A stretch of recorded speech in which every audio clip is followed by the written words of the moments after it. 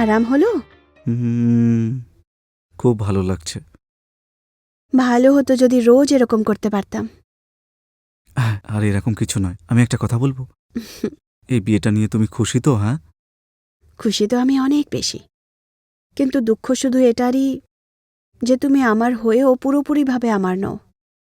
তোমাকে আমি নিজের মানি আর তোমাকে খুব ভালোবাসি। জানি না তোমার মনে আমার জন্য জায়গা আছে কিনা।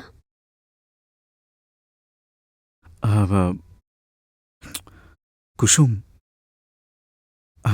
আমার মনেও তোমার জন্যে ঠিক ততটাই জায়গা যতটা তোমার দিদি মালার জন্যে আছে। সত্যি বলতে, প্রথম দিন থেকেই তুমি আমাকে যা করেছো না, ব্যাস, আমি এতটাই ব্যস্ত ছিলাম তাই তোমাকে এসব বলতে পারিনি কখনো। কিন্তু আজকে লুকোতেও পাচ্ছি না যে আমি তোমাকে কতটা ভালোবাসি।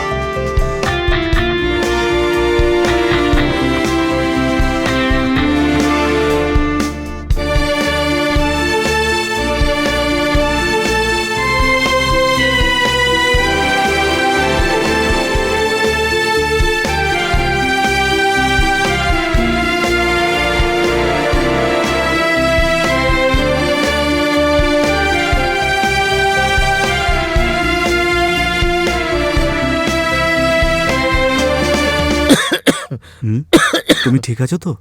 হ্যাঁ বাবা, সব ঠিক আছে। বাবু, একটু গিয়ে দেখো চা হয়ে গেছে কিনা। হ্যাঁ, হ্যাঁ। না না, বসো। বাবা, এর কোনো দরকার নেই। মালা জানে যে আমি চা একেবারেই পছন্দ করি না।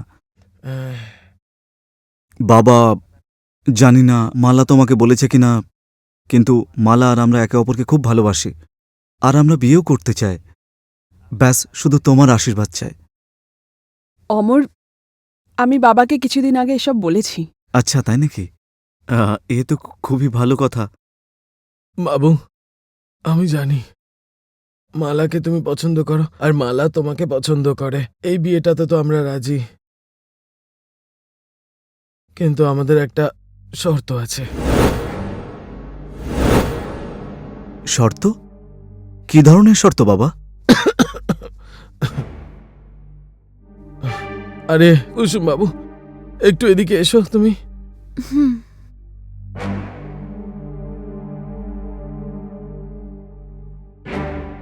বাবু, ও আমাদের ছোট মেয়ে কুসুম। বাবু, আমি বুঝতে পারছি না যে আমি এই কথাটা তোমার কাছে কি করে বলবো। কিন্তু আপনি যতক্ষণ না বলবেন আমি কি করে বুঝতে পারবো? আমিও আপনার ছেলের মতোই, তাই আপনি নির্দ্বিধায় বলতে পারেন। আসলে বাবু, আমাদের কাছে বিয়ে করানোর জন্য তো টাকা নেই। এটা ভগবানের ইচ্ছা ছিল যে তুমি একে পেয়ে গেছো, আর তুমি কোনো রকম পণও নিতে চাও না। আর আমি বলবো যে আজকের এই সমাজে এরকম মানুষ কোথায় পাওয়া যায়। বাবা, আপনি কেন চিন্তা করছেন? কুসুমের জন্য নিশ্চয়ই কোনো ভালো ছেলে পাওয়া যাবে। চিন্তা কেন করব না বাবু, আমাদের দুজনের শরীর খুব খারাপ থাকে। জানি না ভগবানের কবে ডাক চলে আসবে আমাদের জন্য, আর আমাদের কাছে কত সময়। আমি চাই যে ভগবানের কাছে ডাক আসার আগে আমার দুই মেয়ের বিয়ে করিয়ে যাব। আর আমি চাই আমার দুই মেয়ের বিয়ে একই ঘরে করিয়ে দিই। বাবা, আপনি হয়তো ঠিকই বলছেন, কিন্তু এটা কি করে সম্ভব? হ্যাঁ, আমার ভাই আছে, কিন্তু আমি তো বলতে পারি না তুই আমার ইচ্ছে মতো চল। আমি তোমার ভাইয়ের জন্য তোমাকে প্রেশার দিতে চাই না, কিন্তু তুমি আমাকে এই সমস্যা থেকে বাইরে বের করতে পারো। বাবা, আমি তো কিছু বুঝতে পারছি না। আপনি আপনার দুটো মেয়েকেই একই বাড়িতে কেন বিয়ে দিতে চাইছেন? আসলে বাবু, আমি চাই তুমি আমার দুই মেয়ের বিয়ে একই সাথে করে নাও। আর আমি চাই ওরা তোমার সাথে থাকুক।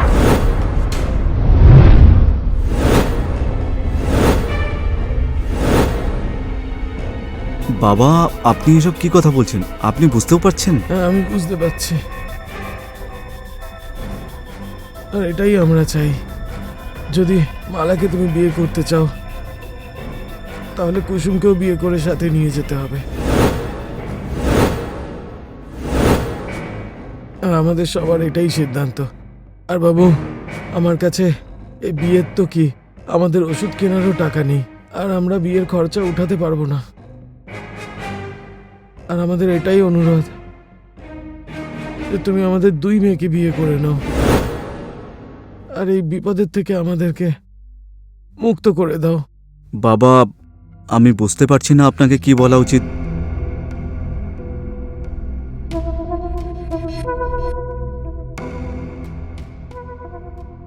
কিন্তু মালার কোনো সমস্যা হবে না তো? অমর, আমার কোনো সমস্যাই নেই, আর কুসুমেরও সমস্যা নেই। না, দেখুন বাবা, আমি মালাকে এতটা ভালোবাসি, ওর জন্য সবকিছু করতে পারি। আমি দুজনকে বিয়ে করতে রাজি।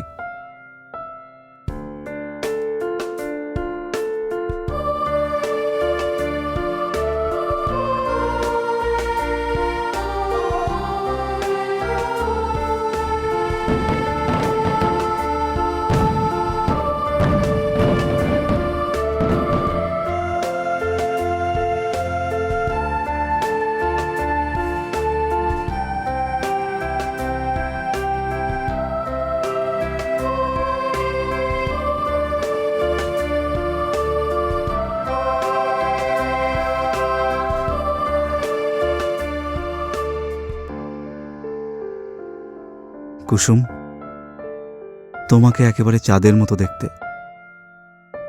আমার ভাগ্যটা সত্যিই ভালো, তুমি এই বাড়ির সদস্য হয়েছ।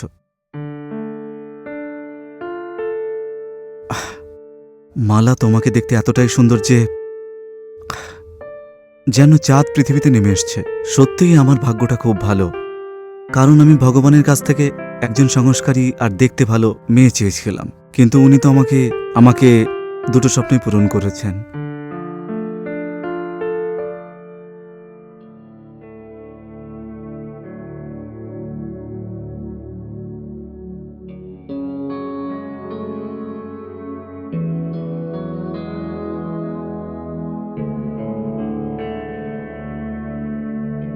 তোমার দুধের গ্লাস টেবিলে আছে।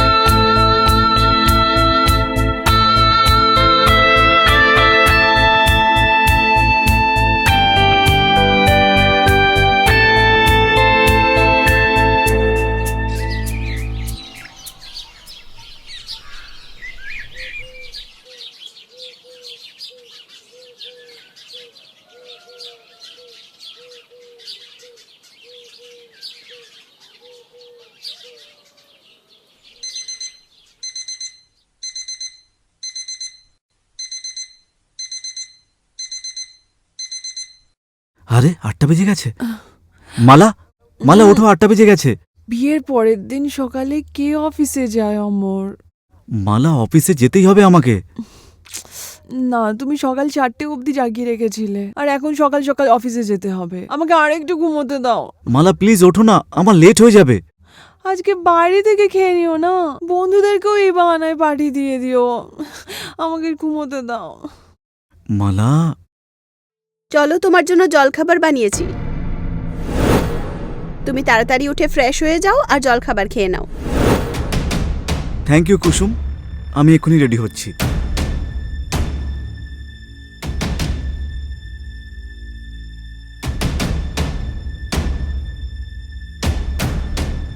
দেখলে তো, নিজের ছোট বোন থেকে না কিছুটা শেখো।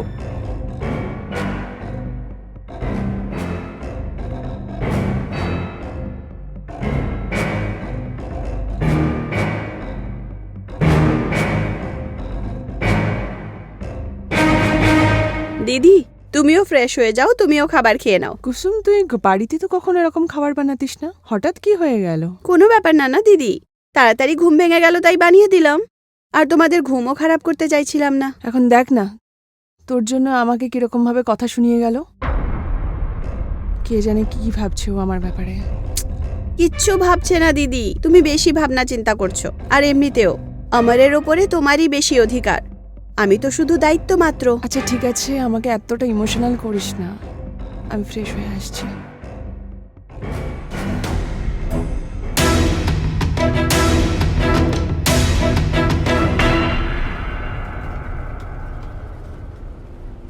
হ্যাঁ, আমি এক্ষুনি পৌঁছাচ্ছি। ইয়েস, এক্ষুনি আসছি। আচ্ছা শুনুন শুনুন শুনুন, I'll call you later. Yeah, bye. Oh God, Mala, দেখো না বোতামটা খুলে গেছে, প্লিজ এসে লাগিয়ে দাও। মালা, আরে বাপরে, আমার দেরি হয়ে যাচ্ছে। কি হয়েছে? ওই দেখো না, আমার শার্টের বোতামটা খুলে গেছে। মালাকে কখন থেকে ডাকছি, কিন্তু ও মনে হয় বুঝতে পারছে না। এখন কি করব? 1 মিনিট।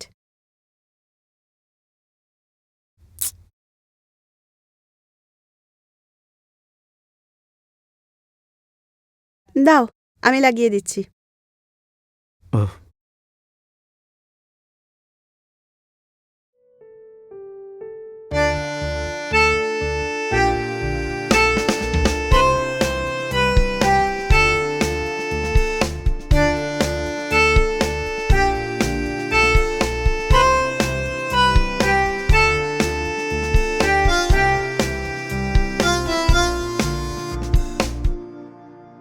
এই নাও, হয়ে গেছে। হয়ে গেছে? Thank you so much Kusum, তুমি না থাকলে অনেক দেরি হয়ে যেত।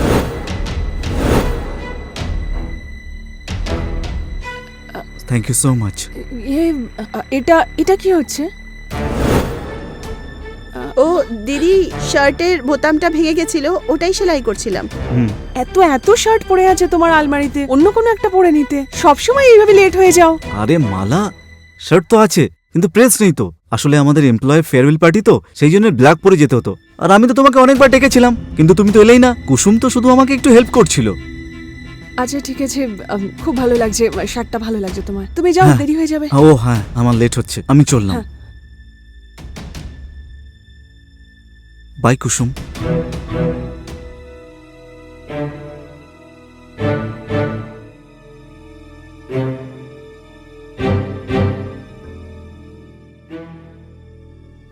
কুসুম, হ্যাঁ দিদি।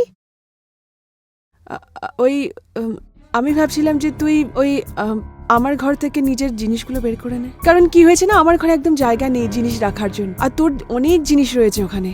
এই যে রুমটা আছে না আরেকটা, এটা খালি আছে। আর আমার না জিনিস রাখতে খুব সমস্যা হচ্ছে। আর অমরেরও জিনিস বাইরে পড়ে আছে। আর এখন না আমি শপিং এ যাব, তাহলে আমার আরো জামা কাপড় আসবে, আমি কোথায় রাখবো? শুনতে পাচ্ছিস কুসুম? আমি তোর সাথে কথা বলছি। হ্যাঁ দিদি, ঠিক আছে। ঠিক আছে।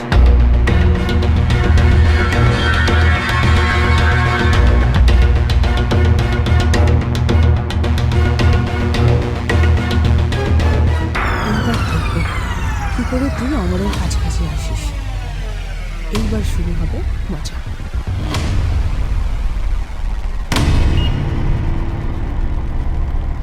হরিশ, সে রাত 12টা বাজলেও তুমি প্রেজেন্টেশন শেষ করে তবেই ফিরবে। আরে না না, আমি কিছুই শুনতে চাই না। আরে বোঝার চেষ্টা করো, তুমি ক্লায়েন্টের সঙ্গে মিটিং আছে কালকে। No no no no, it's not possible. তুমি সবার আগেই প্রেজেন্টেশনটা রেডি করবে, তারপর তুমি বাড়ি যাবে। You get that? Yeah better.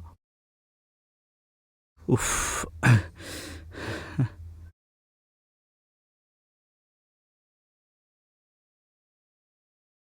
অমর বাবু, জল।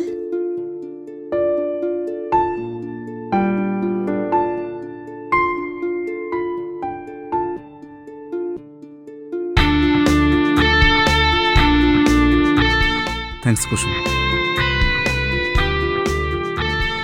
কি হয়েছে? খুব চিন্তিত মনে হচ্ছে। ভাই, ওই অফিসের কাজ, বাড়িতেও কোনো খুশি নেই। আমার তো মাথা যন্ত্রণা করছে।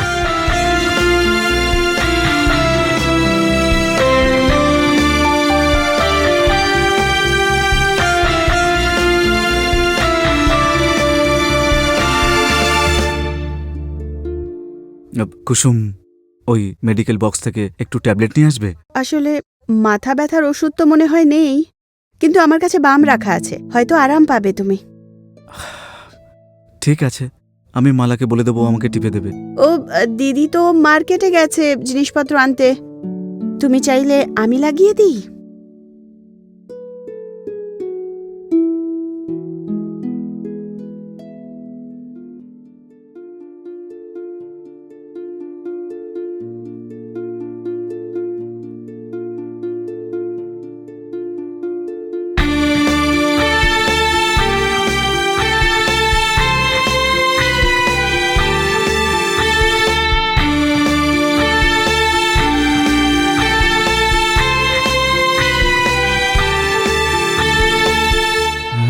আরাম হলো?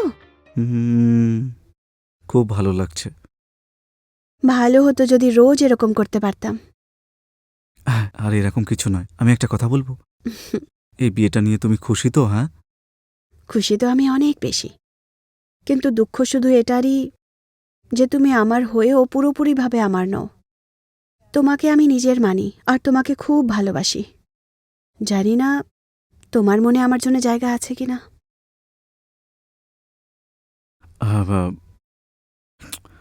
কুসুম, আমার মনেও তোমার জন্যে ঠিক ততটাই জায়গা যতটা তোমার দিদি মালার জন্যে আছে। সত্যি বলতে, প্রথম দিন থেকেই তুমি আমাকে যা করেছো না,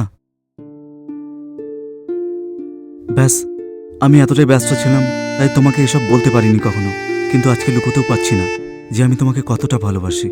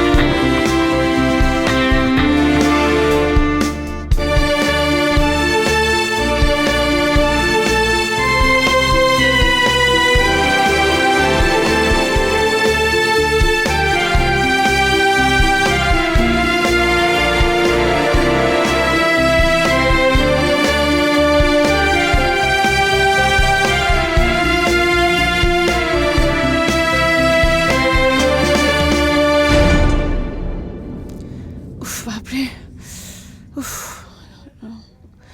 ফোনটা ওঠাচ্ছে না কেন নিজের? বাড়িতেও দেখতে পাচ্ছি না।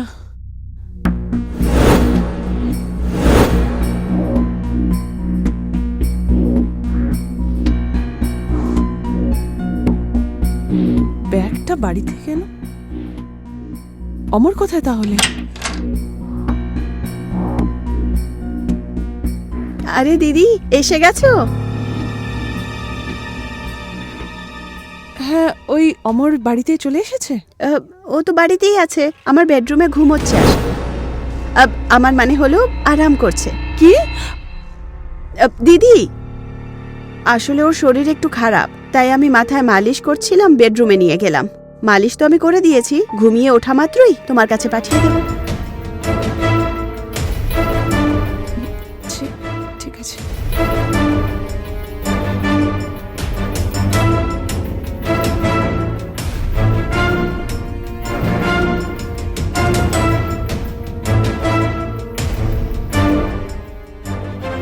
দেখা যাক এবার তুমি কিভাবে অমরের কাছে পিঠে যাবে। এখন শুরু হবে খেলা।